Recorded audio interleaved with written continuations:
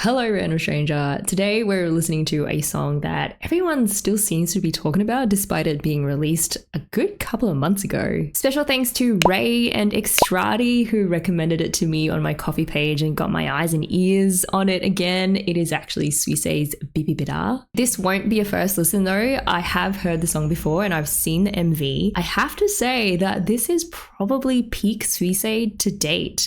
Like, even putting aside the amazing MV, the music itself is a masterclass in high value production and also musical composition. So we'll listen through it once. I might pick up on some more interesting musical stuff, who knows, and then we will do a deeper dive.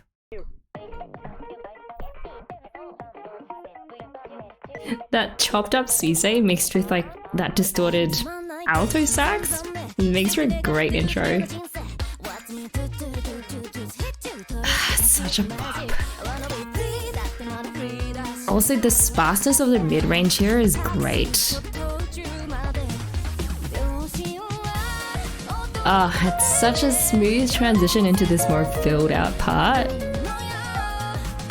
There are also so many great sounds that are just tucked away in the instrumentals.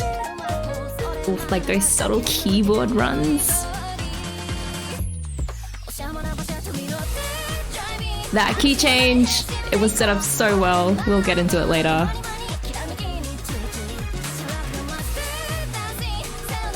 Also the brass, we're winning on the brass, guys.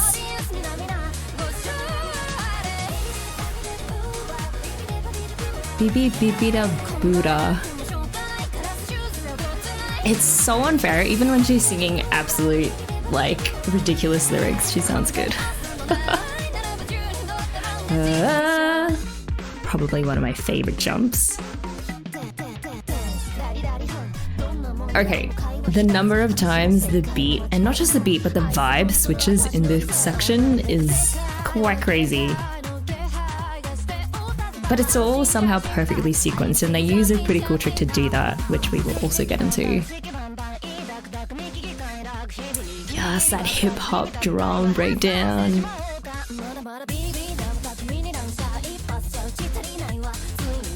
This is like the ultimate portrayal of chaos while managing to keep all of the moving parts in line. Pause for just one moment. This part was like my ultimate favorite part in the song because of the MV.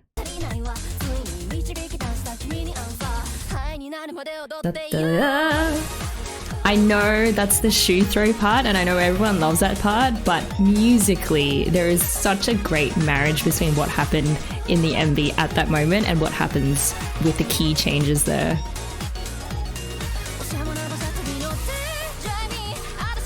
And then this halftime breakdown.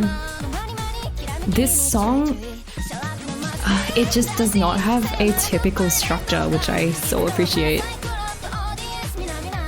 It doesn't sacrifice any of the boppiness, but neither does it follow a typical pop structure. They have repeated this chorus, but they've never repeated it in the same way.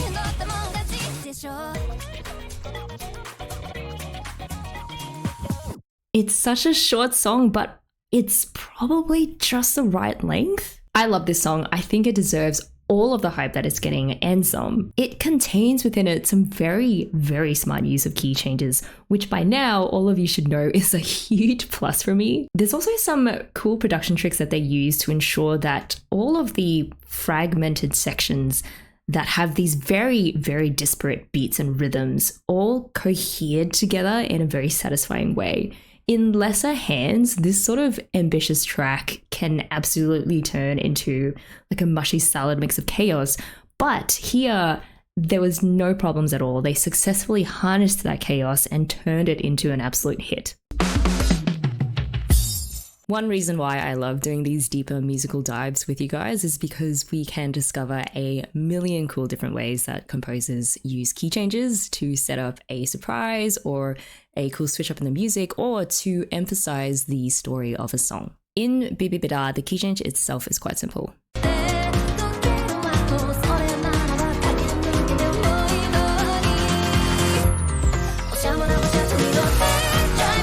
Okay, so here's the circle of fifths, which if you've watched my previous videos, you should be very familiar with by now. The circle of fifths maps all 12 musical keys, each key being one perfect fifth apart from its neighbors. For example, if you start right at the top of the circle at the C major, 1/5 above C major is G major, 1/5 above G major is D major, and so on and so forth. There are 12 major keys on the outside of that circle and 12 minor keys on the inside. BIBBIDIBA starts in B flat minor from the beginning of the verse right through to the end of the pre-chorus. When launching into the chorus, it switches suddenly to E flat minor.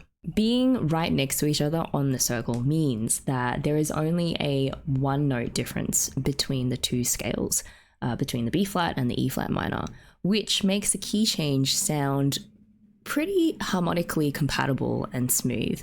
E flat is also the subdominant or the fourth note of the B flat minor scale, which is an important related key and also adds to the smoothness of that transition. However, the cool part is that the groundwork for this key change was laid a whole 9 bars before, during the pre-chorus. And the way that the pre-chorus preps your brain for that B flat minor to E flat minor key change is very simple but very effective. It is to repeatedly bombard you with the E flat minor chord on the strongest beat of every second bar in the pre-chorus. Okay, so let's just listen to the pre-chorus again, but with only the vocals, just to make it easier to hear the chords. Alright, here we go. E flat, F, B flat. Back to the E flat. And another couple of bars. And then here, you expect it to go to the B flat, but instead, we jump to that E flat. But because our brains have already been prepped a whole 9 bars before, and we're really just returning back to the 4 chord, when the key change finally hits, it just catches you off guard in a good way, while at the same time not sounding too forced or abrupt or corny. So it's fresh, but it's also familiar. A really simple trick, but pretty cool. In verse 2, if that's what you want to call it, because the structure in BIBBIDIBA is quite unusual, there are 4 very distinct types of beats and rhythms that play out in quick succession. And it's easier to hear when you focus on the bass part or the percussion in particular. So we'll go through verse 3. Each colored block that will appear represents 1 measure or 1 bar. Okay, so that's straight electro into this hip-hop drum breakdown.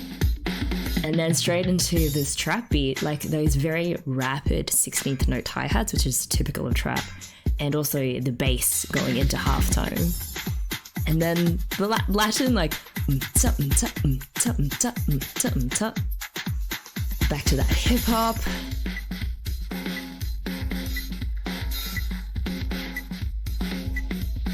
And then again, just back to that straight electro, like.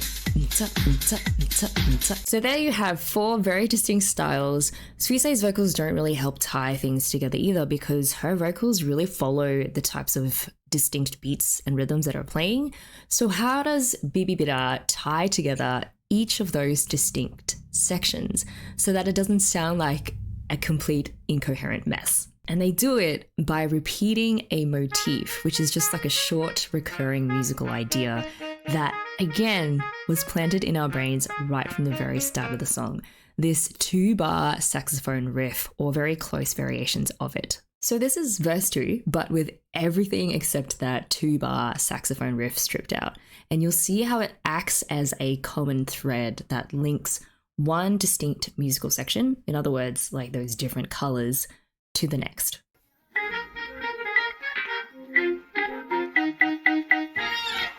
And then it repeats in a slightly different form. Repeats again. And then we're onto that Latin electro section. But yet that motif is still there to kind of keep us anchored. Cuts out here. But then it comes back in the form of an electric guitar this time, playing a variation of that riff.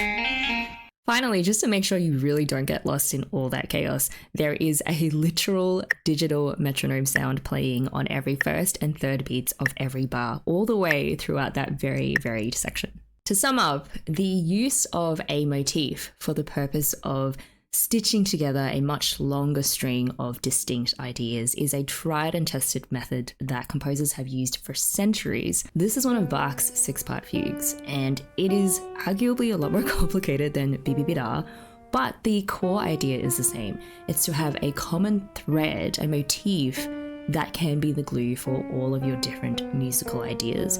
So to see motifs used in BIBBIDIBA like that, even if in a simple form, is very cool. To those of us interested in writing music, motifs and variation are another great trick in your arsenal to let you play with chaos while not breaking the brains of your listeners, unless of course that is exactly what you want to do.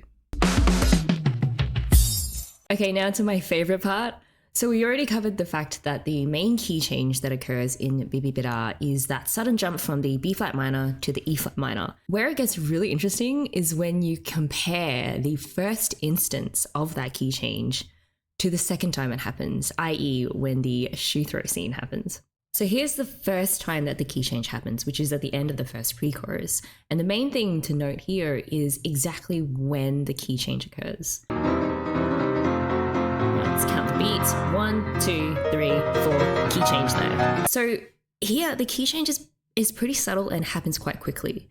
It seems to happen when Suisei pushes off that last E flat, like on the last 16th note of the last beat of that pre-chorus. It doesn't happen on a main beat, like the 1, 2, 3, or 4, and it's relatively really not in your face, which I find so interesting because it coincides with the early part of the MV where Suisei is still trying to please that awful set director and she's playing her part of the smile. Compare that to the second time the key change happens. At the end of this weird verse 2 with all the different distinct beats. 1, 2, 3, 4. That key change, way more decisive. It falls directly on a main beat, so that beat 4. It occurs much earlier, much stronger.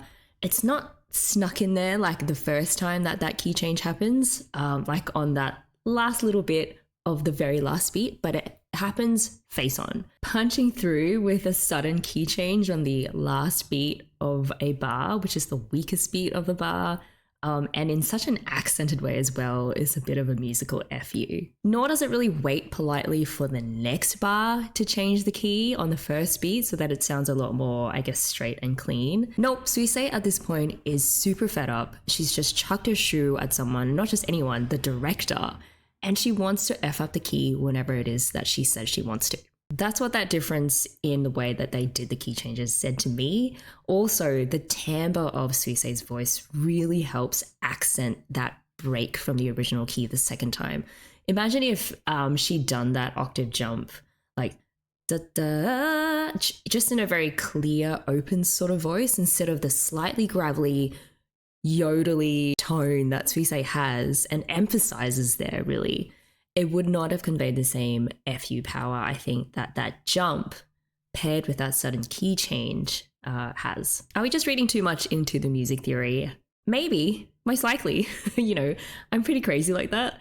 The fact is, though, the composer wrote the key changes in such a way as to distinguish them in that way. And even if it's just a happy accident that it fits the narrative, I'll take it. Like, I remember the first time that I heard the key change happen the second time round, and I was so tickled because I immediately paired it to the sort of FU key change. And I thought, like, what a great way to underscore the emotional arc that's happening, as well as the arc of the MV that's happening visually. Overall, I found the song structure of BIBBIDIBA quite odd, but in a really refreshing way. If I had to make an analogy, it feels like looking at one of Picasso's cubist portraits, where you can clearly see it's someone's head, but things are kind of placed in really odd positions and sometimes switched around a bit, and the perspective is a little bit weird, but it still all coheres together really nicely.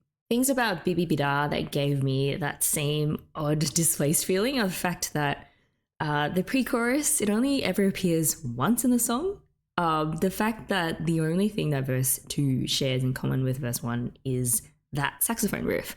Otherwise, it's just broken up into these 4 mini sections that don't reflect the previous verse, each of them with a very different vibe. The bridge, or like the instrumental, is made up of the last half of the chorus, whereas the very last chorus has parts that are slowed down to half time before it speeds up again, which is usually what happens in a pre-chorus or the instrumental. So the structure, it definitely feels chopped up and switched around in parts, which I really liked. It's definitely not conventional. But who cares about music theory and key changes and whatnot if you have such a cool song to vibe to?